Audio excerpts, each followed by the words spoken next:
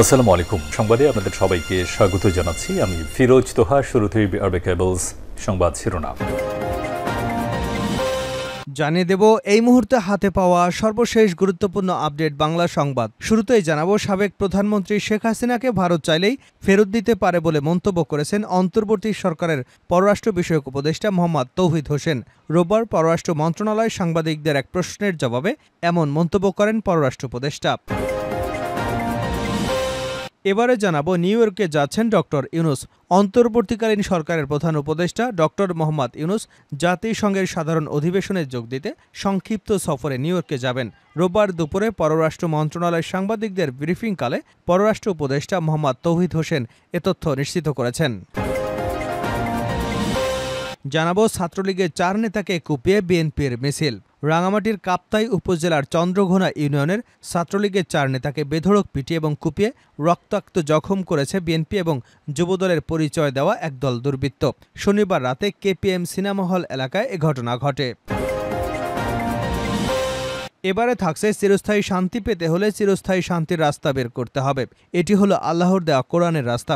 এ রাস্তা ধরেই বাংলাদেশ আগাবে ইনশাআল্লাহ। সেগুলোর জন্য আমাদের সবার প্রস্তুতি নিতে হবে। যেদিন এ রাস্তা চলে আসবে সেদিন বাংলাদেশে শান্তি কায়েম হবে। শান্তি পাবে মুসলমান, হিন্দু, বৌদ্ধ, খ্রিস্টান। শান্তি পাবে আপামার জনসাধারণ। কুষ্টিয়াতে বৈষম্য বিরোধী আন্দোলনে শহীদ পরিবারের সঙ্গে সৌজন্য সাক্ষাৎ শেষে ঢাকায় ফেরার পথে রবিবার রাজবাড়ীর গোয়ালন্দে উপজেলা দৌলুদিয়া ঘাট এলাকায় সংক্ষিপ্ত পথসভায় জামায়াতের আমির ডক্টর শফিকুর রহমান এ মন্তব্য করেন। এদিকে পররাষ্ট্র সচিব মাসুদ বিন মোমেনের চুক্তি বাতিল। পররাষ্ট্র সচিব মাসুদ বিন মোমেনের চুক্তিভিত্তিক নিয়োগ বাতিল করেছে অন্তর্বর্তীকালীন সরকার। রোববার সন্ধ্যায় পররাষ্ট্র বিষয়ক উপদেষ্টা মোহাম্মদ তৌহিদ হোসেন গণমাধ্যমকে এ তথ্য নিশ্চিত করেছেন। এবং সর্বশেষ জানাবো আন্তর্জাতিক সংবাদ। ফিলিস্তিনের সক্রিয় যোদ্ধাদের সংখ্যা নিয়ে আতঙ্কে ইহুদিবাদী ইসরায়েল। অধিকৃত জর্ডান নদীর তীরে পশ্চিম তীরে অবৈধভাবে বসতি স্থাপনাকারী ইহুদিদের বিরুদ্ধে ফিলিস্তিনি যোদ্ধাদের প্রতিরোধ অভিযান তীব্র হওয়ার সঙ্গে সঙ্গে এলাকায় সক্রিয় হামাস যোদ্ধাদের সংখ্যা নিয়ে উদ্বেগ ও আতঙ্ক প্রকাশ করেছে ইসরায়েলি মিডিয়া। পশ্চিম তীরে রোববার ইসরায়েলি সামরিক হামলার চতুর্থ দিনে ফিলিস্তিনি স্বাধীনতাকামী সংগঠনগুলো যখন তুমুল প্রতিরোধ গড়ে তুলেছে, তখন হামলাকারীদের উপর প্রবল বিক্রমে আঘাত এনেছে। ঠিক তখনই ইসরায়েলি সূত্রগুলো পশ্চিম তীরে সক্রিয় প্রতিরোধ যোদ্ধাদের পরিসংখ্যা নিয়ে উদ্বেগজনক তথ্য তুলে ধরেছে। ইসরায়েল মিডিয়াগুলো স্বীকার করেছে যে হামাস এবং ইসলামী জিহাদ সহ অন্তত 23টি প্রতিরোধ ব্যাটালিয়ন বর্তমানে পশ্চিম তীরে সক্রিয় রয়েছে, যা গাজা উপত্যকার ব্যাটালিয়নের সংখ্যার চেয়ে দ্বিগুণ। এতক্ষণ শিরোনাম শুনছিলেন, এবার বিস্তারিত। প্রিয় দর্শক, আপনি যদি এই চ্যানেলে নতুন হয়ে থাকেন, ভিডিওটি দেখতে দেখতে চ্যানেলটি সাবস্ক্রাইব করে আমাদের সঙ্গে থাকুন। আর এই ভিডিও সম্পর্কে আপনি আপনার মূল্যবান মতামতটি কমেন্ট বক্সে জানিয়ে দিন। আর হ্যাঁ প্রিয় দর্শক, জানিয়ে দিন ভিডিওটি কোথা থেকে দেখছেন। ভারত চাইলে শেখ হাসিনাকে ফেরত দিতে পারে পররাষ্ট্র উপদেষ্টা।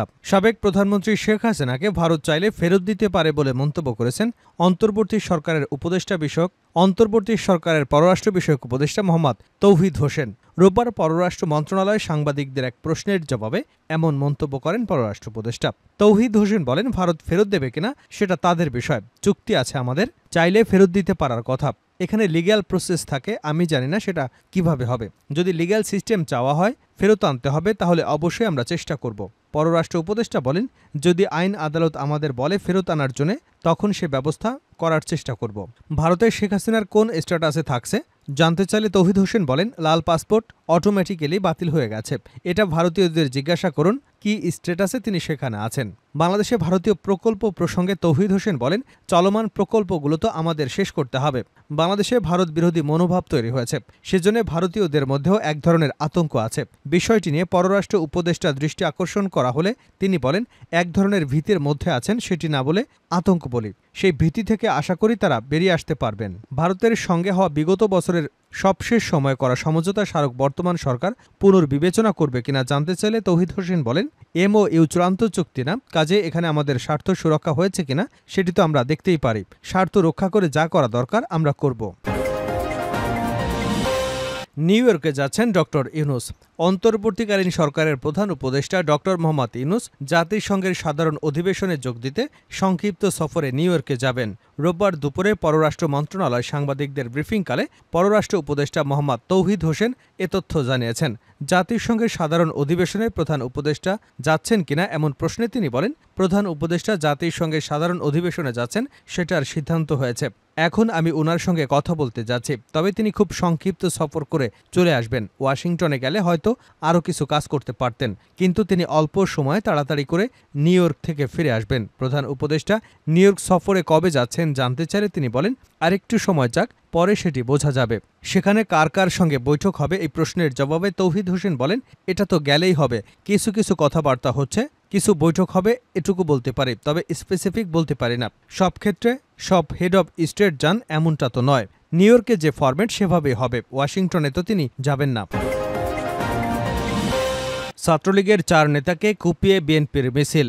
রাঙামাটির কাপ্তাই উপজেলার চন্দ্রঘোনা ইউনিয়নের ছাত্রলীগের 4 নেতাকে বেধড়ক পিটিয়ে এবং কুপিয়ে রক্তাক্ত জখম করেছেন বিএনপি ও যুবদলের পরিচয় দেওয়া একদল দুর্বৃত্ত। শনিবার রাতে কেপিএম সিনেমা হল এলাকায় ঘটনা ঘটে। স্থানীয় সূত্র জানায়, শনিবার রাতের দিকে কাপ্তাইয়ের চন্দ্রঘোনার হত্যা মামলায় জামিনে আসা যুবদল কর্মী সোহেলের নেতৃত্বে কয়েকজন যুবক প্রথমে সাবেক ছাত্রলীগ নেতা আজিজকে হাতুড়ি পেটায় রক্তাক্ত করে। খবর পেয়ে রনি, রাফি, তুষার তাকে বাঁচাতে গেলে তাদেরকেও মারধর এবং কুপিয়ে রক্তাক্ত করে সোহেলের নেতৃত্বে আসা কমপক্ষে 15 থেকে 20 জন যুবক। পরে তাদের রক্তাক্ত অবস্থায় উদ্ধার করে চন্দ্রঘোনা মিশন হাসপাতালে চিকিৎসার জন্য নেওয়া হয়। সেখানে তাদের চিকিৎসা দেওয়া হয়। কুপিয়ে ও মারধর করে হামলাকারীরা বিএনপির মিছিল করে বাজার এলে এ সময় আতঙ্কে ব্যবসায়ীরা দ্রুত দোকানপাট বন্ধ করে দেন। আহত 4 জনই চন্দ্রঘোনা ইউনিয়ন কাপ্তাই উপজেলা ছাত্রলীগের বিভিন্ন পর্যায়ের সাবেক ও বর্তমান নেতা। স্থানীয় একাধিক সূত্রে আরও জানা গেছে, এ ঘটনায় নেতৃত্ব দেওয়া যুবদল কর্মী সোহেল হত্যা মামলার আসামি। বর্তমানে সে জামিনে বের হয়ে এলাকায় রয়েছে। এছাড়া তার বিরুদ্ধে কাপ্তাই থানায় একাধিক মামলা রয়েছে। যে হত্যা মামলায় সে গ্রেপ্তার হয়ে জেলে ছিল সেটি এতটাই ভয়াবহ ছিল যে কাপ্তাই জেলাবাসীর মুখে মুখে এই হত্যাকাণ্ডের বীভৎস বিবরণ শোনা গিয়েছিল। আহত আজিমের বড় ভাই মিজান বলেন, আমার ভাই আগে রাজনীতি করত, কিন্তু এখন সক্রিয় নয়। তাকে কোনো কারণ ছাড়াই বিএনপির সোহেলের নেতৃত্বে রাসেল, মুরাদ, জিসান সহ কয়েকজন বাসায় ফেরার পথে পথ আটকে হাতুড়ি পেটা করে। তার সারা শরীরে হাতুড়ি দিয়ে আঘাতের চিহ্ন। আমার ভাইকে উদ্ধার করতে যাওয়া কয়েকজনকেও মারধর করা হয়েছে। হামলাকারীরা সবাই বিএনপি রাজনীতির সঙ্গে জড়িত বলে অভিযোগ করেছেন তিনি। চিরস্থায়ী শান্তির রাস্তা বের করতে হবে জামায়াতের আমির। চিরস্থায়ী শান্তি পেতে হলে চিরস্থায়ী শান্তির রাস্তা বের করতে হবে। এটি হলো আল্লাহর দেওয়া কোরআনের রাস্তা। এই রাস্তা ধরে বাংলাদেশ আগাবে ইনশাআল্লাহ। সেগুলোর জন্য আমাদের সবার প্রস্তুতি নিতে হবে। যেদিন এ রাস্তায় চলে আসবে সেদিন বাংলাদেশে শান্তি কায়েম হবে। শান্তি পাবে মুসলমান, হিন্দু, বৌদ্ধ, খ্রিস্টান।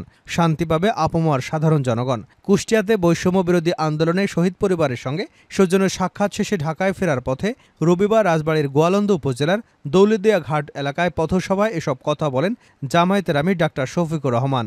রাজবাড়ী জেলা জামায়াতের আমির অ্যাডভোকেট মোহাম্মদ নুরুল ইসলাম বলেন, কুষ্টিয়া থেকে ঢাকায় ফেরার পথে গোয়ালন্দের দৌলতদিয়া ঘাটে স্বল্প পরিসরে পথসভায় বক্তব্য দেন জামায়াতের আমির ডাক্তার শফিকুর রহমান। তার আগমন উপলক্ষে রাজবাড়ী জেলা জামায়াত সর্বস্তরের জনশক্তি সঙ্গে নিয়ে এই পথসভাকে সফল এবং সার্থক করার জন্য সর্বাত্মক প্রচেষ্টা চালিয়ে যাচ্ছে। এ সময় ফরিদপুর জেলা জামায়াতের আমির মোহাম্মদ বদরুদ্দিন সহ রাজবাড়ী জেলা ও গোয়ালন্দ উপজেলা জামায়াতের শত শত নেতাকর্মী উপস্থিত ছিলেন।